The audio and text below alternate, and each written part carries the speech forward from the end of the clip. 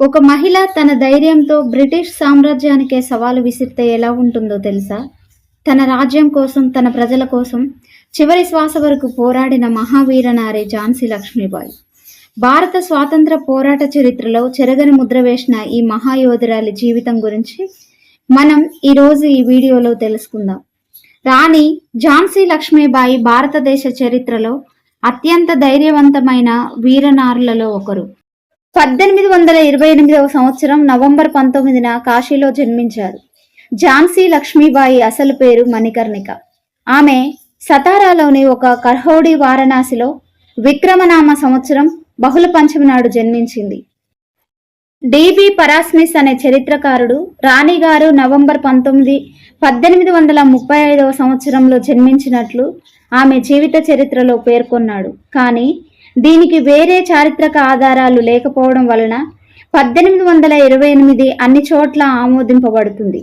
దీనికి 1854 సంవత్సరంలో John long అనే ఆంగ్లేయుడు రాణిని కలవడానికి వెళ్ళినప్పుడు ఆమె తరపు గుమస్తా ఆయనకు రాణి 26 ఏళ్ల స్త్రీ అని చెప్పడం జరిగింది.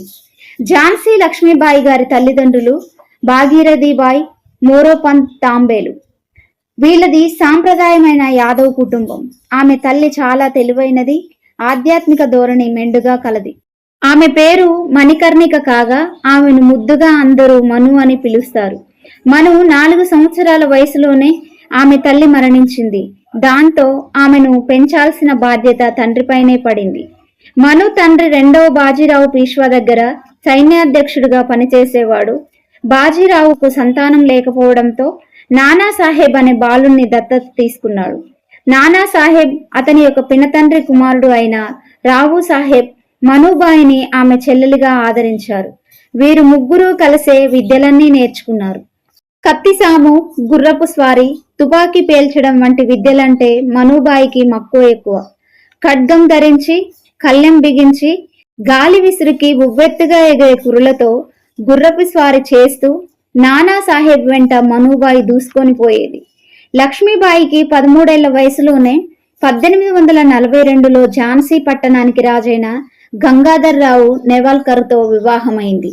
దీంతో ఆమె ఝాన్సీ పట్టణానికి మహారాణి అయింది. అప్పటి యొక్క ఆచారాల ప్రకారం మహారాణి అయిన తర్వాత లక్ష్మీబాయి అయింది. 1851 సంవత్సరంలో లక్ష్మీబాయికి ఒక కుమారుడు జన్మించాడు. అయితే ఆ బాబు 4 నెలల వయసులోనే కన్నుమూశాడు. బిడ్డ మరణం నుండి తేరుకోలేని గంగాధర్ రావుకు 1853 సంవత్సరంలో విపరీతమైన అనారోగ్యం వచ్చింది. వేరే బిడ్డను ఎవరినైనా దత్తత తీసుకోమని అందరూ సలహా ఇచ్చారు. దాంతో ఆయనకు దూరపు బంధువైన వాసుదేవ నేవల్కర్ కుమారుడైన దామోదరరావును తన యొక్క కొడుకు చనిపోయే ముందు ఒకరోజుగానే దత్తత తీసుకుంది. 1853 సంవత్సరం నవంబర్ 21న గంగాధరరావు మరణించాడు. గంగాధరరావు మరణించే సమయానికి లార్డ్ డల్హౌసీ భారత గవర్నర్ జనరల్గా ఉన్నాడు. హిందూ సాంప్రదాయాల ప్రకారం దామోదరరావు రాజ్యానికి వారసుడు కావలసి ఉన్న బ్రిటిష్ ప్రభుత్వం అందుకు అంగీకరించలేదు. దామోదరరావు గంగాధరరావుకు రక్త సంబంధి కానందువలన దత్తత కాబట్టి east India company governor general lord Dalhousie సింహాసనం అధిష్ఠించే అధికారం లేదని అతనిని నిరాకరించాడు. దాంతో లక్ష్మీబాయి ఈస్ట్ ఇండియా కంపెనీకి చెందిన ఒక న్యాయవాది అయిన రాబర్ట్ ఎల్లిస్ ను సంప్రదించి లండన్ న్యాయస్థానంలో దావా వేసింది. ఆ న్యాయవాది ఆ కేసును చాలా చక్కగా ఛేదించినా లాభం లేకపోయింది. ఈ కేసును న్యాయస్థానం కొట్టివేసింది. ఆంగ్లేయులకు రాణి మీద కక్ష కలిగింది. 1854 మార్చిలో రాజు రుణపడి ఉన్న 60,000 రూపాయలను ఆమెకు లభించే పింఛన్ నుంచి ఆమె తక్షణమే ఝాన్సీని వదిలి వెళ్లాలని ఆదేశాలను జారీ చేశారు. కానీ రాణి అందుకు అంగీకరించలేదు. తాను ఝాన్సీని వీడే ప్రసక్తే లేదని ప్రతిజ్ఞ చేశారు. ఆమె తన యొక్క సైన్యాన్ని బలపరిచి తమకు తాముగా వచ్చిన వాళ్లను పోగు చేసి ఒక సేనను తయారు చేసింది.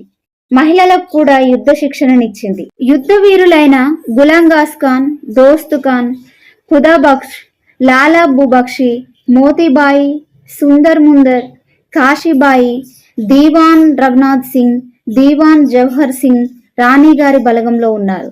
1857 సంవత్సరం మీరట్లో భారత సిపాయిల తిరుగుబాటులో లక్ష్మీబాయి తన సైన్యాన్ని బలోపేతం చేసి తన యొక్క రాజ్యాన్ని కాపాడుకుంది.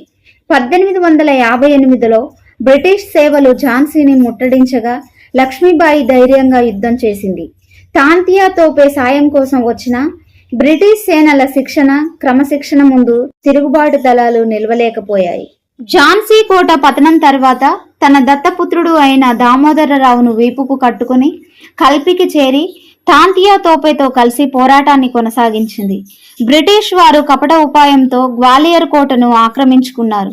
కానీ 1858 జూన్ 17లో రెండో రోజు యుద్ధంలో రాణిగారు మరణించారు. రాణిగారి మరణం గురించి చాలా వాదనలున్నాయి. ఇప్పటి బ్రిటిష్ రిపోర్టులను బట్టి ఆమె బుల్లెట్ గాయాలు తగిలి మరణించిందని తెలుస్తుంది. టిఏ మార్టిన్ రాసిన లేఖ ఆధారంగా ఈ విషయం తెలుస్తుంది. తనతో పాటు ఆమెను తీసుకువెళ్తానన్న తాంతియా తోపే సహాయాన్ని నిరాకరిస్తూ ఆమె ఒక నిచ్చెనను తీసుకురమ్మని పురమాయించింది. దాని సహాయంతో దగ్గరే ఉన్న గడ్డివామి ఎక్కి దాన్ని తగలబెట్టమని చెప్పింది. ఆమె అనుచరులు అలాగే చేశారు. ఇది పూల్బాగ్ వద్దనున్న గుసైన్ బాగ్ వద్ద జరిగింది. నేను అక్కడికి వెళ్లి చూశాను అని చెప్పాడు. తర్వాత 3 రోజులకు బ్రిటిష్ వారు గ్వాలియర్ను స్వాధీనం చేసుకున్నారు. గ్వాలియర్ యుద్ధం గురించి జనరల్ రోస్ ప్రస్తావిస్తూ విప్లవకారులోకెల్లా ఆమె అత్యంత ధైర్య సాహసాలతో పోరు సలిపిందని కితాబిచ్చాడు. దానివల్లనే ఆమె భారత స్వాతంత్రోద్యమ చరిత్రలో చిరస్థాయిగా నిలిచిపోవడమే కాక 19వ శతాబ్దంలో మహిళా సాధికారతకు ఆదర్శప్రాయంగా నిలిచింది. భారత చరిత్రలో వీరనారిగా నిలిచిన ఝాన్సీ లక్ష్మీబాయి బ్రిటిష్ పాలనకు ఎదురు నిలిచి తన రాజ్యం, తన గౌరవం కోసం ప్రాణత్యాగం చేసిన మహావీరనారి. ఆమె యొక్క ధైర్య సాహసాలు నేటికి కోట్లాది మంది భారతీయులకు స్ఫూర్తి. ఝాన్సీ లక్ష్మీబాయి జీవితం మనకు ఒక గొప్ప సందేశాన్ని ఇస్తుంది. ధైర్యం, ఆత్మవిశ్వాసం, దేశభక్తి ఉంటే ఎంతటి శక్తినైనా ఎదుర్కొనవచ్చని ఆమె నిరూపించారు. ఆమె యొక్క వీరగాథ తరతరాలకు స్ఫూర్తిగా నిలుస్తూనే ఉంటుంది. జై హింద్. ఈ వీడియో కనుక మీకు నచ్చినట్లయితే లైక్ చేయండి, షేర్ చేయండి. ఇలాంటి మరెన్నో వీడియోల కోసం నా ఛానల్ను సబ్స్క్రైబ్ చేసుకోండి. Thank you.